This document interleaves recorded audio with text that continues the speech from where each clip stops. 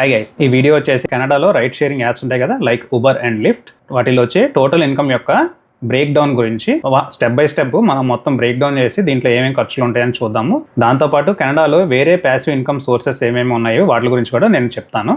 So కెనడాకి ఎవరైతే కొత్తగా వస్తున్నారో ఆర్ కెనడాలో ఆల్రెడీ ఉంటున్నారో వాళ్ళందరూ ఈ వీడియోని స్కిప్ చేయకుండా చివరి వరకు చూడడానికి ట్రై చేయండి.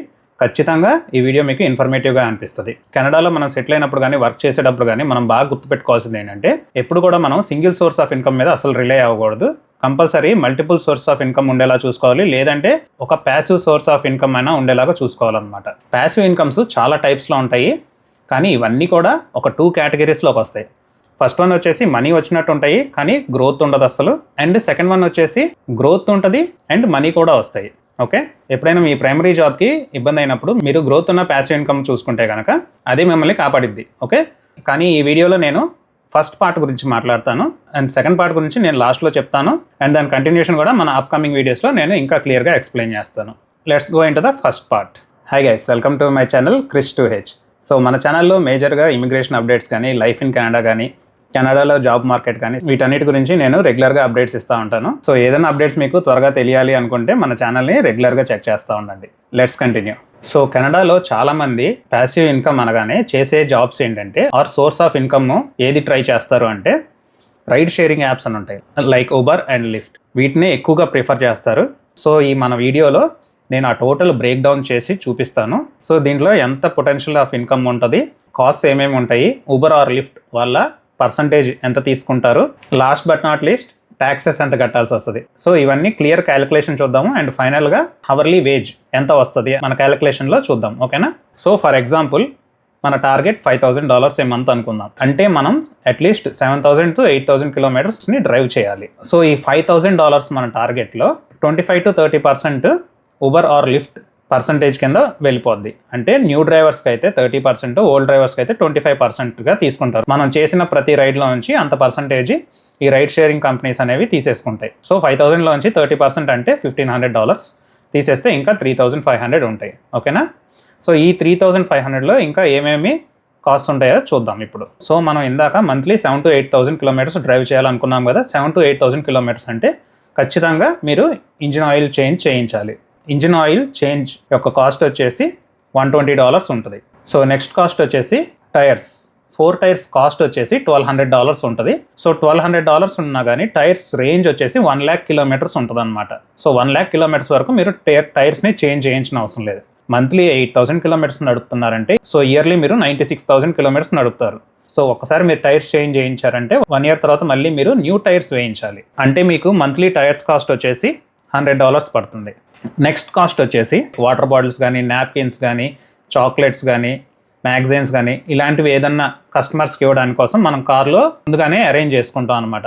సో ఇవి ఎక్కువ ఖర్చు కాదు, కానీ ఎవ్రీ ఖర్చు మనం లెక్కేసుకోవాలి కాబట్టి నేను లెక్కేస్తున్నాను. సో ఇవి ఒక $40 అవుద్ది అనమాట.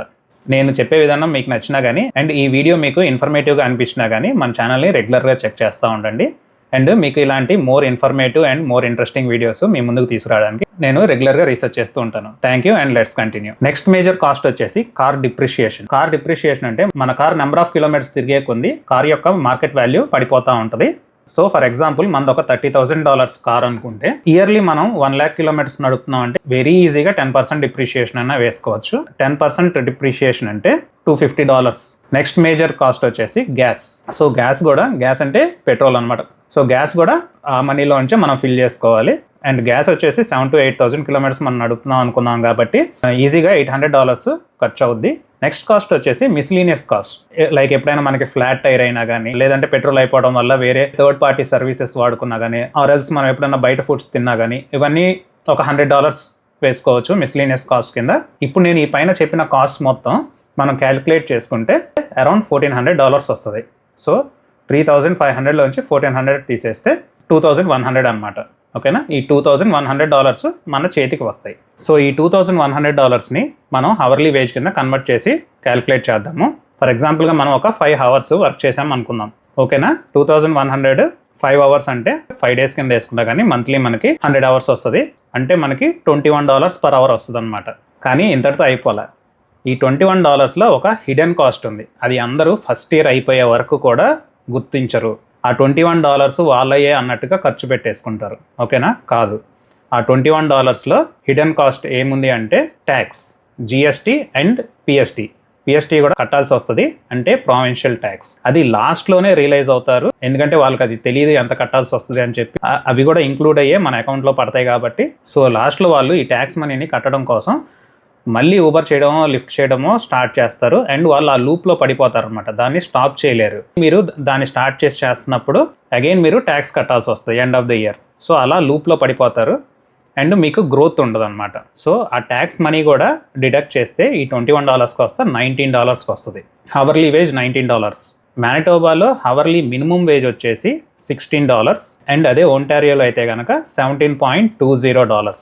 This is the total breakdown of Uber or Lyft ride sharing apps. ఇప్పుడు దాకా చెప్పింది మనం ఫస్ట్ పార్ట్. గ్రోత్ ఉండదు, కానీ మనీ వచ్చినట్టు కనిపిస్తాయి, కానీ మనీ రావు. ఓకే. అండ్ దీనివల్ల ఇంకొక లాస్ ఏంటంటే ఈ ఎక్స్పీరియన్స్ని మీరు ఎక్కడ వాడుకోలేరు. అట్లీస్ట్ మీరు ట్రాన్సిట్లో డ్రైవర్ జాబ్గా అప్లై చేసుకోవాలి అనుకున్నా కానీ, which is a good profession, కానీ రైడ్ షేరింగ్ యాప్స్ యొక్క ఎక్స్పీరియన్స్ని కౌంట్ చేయరు. ఓకేనా? సెకండ్ పార్ట్ నేను చెప్పా కదా, స్టార్టింగ్లో మనీ వస్తాయి అండ్ గ్రోత్ కూడా ఉంటుంది. మనకి ఏదైనా ప్రైమరీ జాబ్కి ఇబ్బంది అయినప్పుడు మన ప్యాసివ్ జాబే మనల్ని కాపాడిద్ది అని చెప్పి వాటి గురించి ఒక చిన్న గ్లిమ్స్ ఇస్తాను. వీటిలో ఏమేం టైప్స్ ఉంటాయి అని చెప్పేసి. ఫస్ట్ వన్ వచ్చేసి ఇన్సూరెన్స్ బ్రోకర్, సెకండ్ వన్ వచ్చేసి ఫైనాన్షియల్ అడ్వైజర్స్, థర్డ్ వన్ వచ్చేసి రియల్టర్స్. ఇలాగా ఇంకా చాలా టైప్స్ ఉంటాయి. ఇవన్నీ కూడా లైసెన్స్డ్ ప్రొఫెషన్స్ అనమాట. ఈ లైసెన్స్లో ఏదో ఒకటి చేయడానికి మనకి ఒక $200 నుంచి $700 మధ్యలో అవుద్ది.